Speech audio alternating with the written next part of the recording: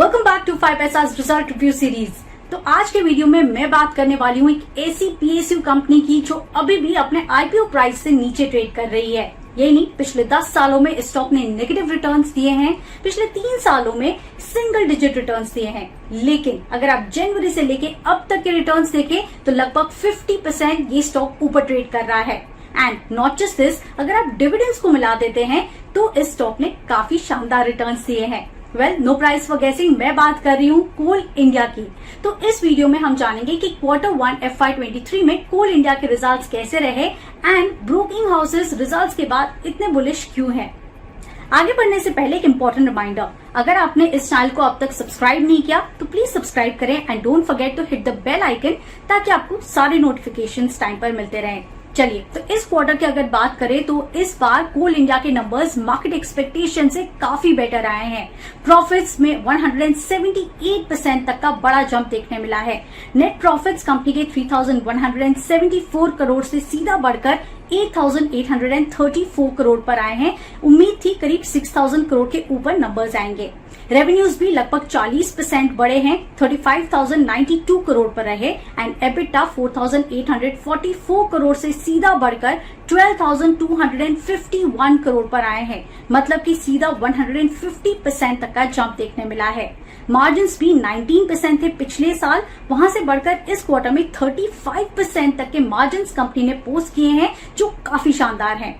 यही नहीं, quarter on quarter भी अगर आप रिजल्ट्स देखें तो काफी पॉजिटिव है। रेवेन्यू 7% बढ़े हैं, मार्जिन्स पिछले क्वार्टर में 28% थे, इस बार 35% पर आए हैं एंड प्रॉफिट्स भी इस क्वार्टर में 32% तक बढ़े हैं। अगर आप क्वार्टर ऑन क्वार्टर को कंपेयर करते हैं तो इन ऑल सारे जो नंबर्स हैं वो काफी बेटर देखने मिले हैं। इस क्वार्टर में वेज नेगोशिएशंस करने के बाद भी मार्जिन्स इंप्रूव हुए हैं, विच इज वेरी पॉजिटिव। चलिए, तो अब ये जान लेते हैं कि इस क्वार्टर में रिजल्ट्स इतनी स्ट्रॉन्ग कैसे रहे। Simple, higher revenues, lower expenses, better margins and hence better profits. इस क्वार्टर में कंपनी की जो ऑफ टेक है वो ईयर ऑन ईयर 11% तक बढ़ा है एंड रियलाइजेशंस पर टन भी इम्प्रूव हुए हैं। रियलाइजेशंस पर टन का मतलब होता है कि टोटल रेवेन्यूज जो आए हैं कंपनी के पास divided by total quantity in tons, तो आपको रियलाइजेशन पर टन मिलता है, तो उसमें काफी इंप्रूवमेंट हुआ है। एंड साथ ही कंपनी ने प्राइस हाइक्स लिए थे, डिमांड काफी स्ट्रॉन्ग थी और इन सब के चलते इस बार के नंबर्स काफी बेटर आए हैं। रियलाइजेशंस की बात करें तो सबसे इंपॉर्टेंट, इस बार कंपनी के ब्लेंडेड रियलाइजेशंस 26% पर बढ़े हैं।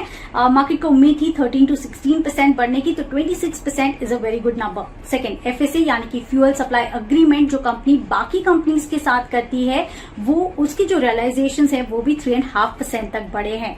अब कंपनी जो अग्रीमेंट के अलावा ऑक्शन करके कोल बेचती है, यानी कि जो ई ऑक्शन रियलाइजेशंस होते हैं, वो ईयर ऑन ईयर 178% बढ़े हैं एंड क्वार्टर ऑन क्वार्टर 78% बढ़े हैं। एंड एफएसए के कंपैरिजन में जो ई ऑक्शन के प्राइसेस होते हैं वो हमेशा प्रीमियम पर होते हैं, तो अगर आप वो देखें तो 200% तक का प्रीमियम इस बार एफएसए की कंपैरिजन में देखने मिला है ई ऑक्शन में।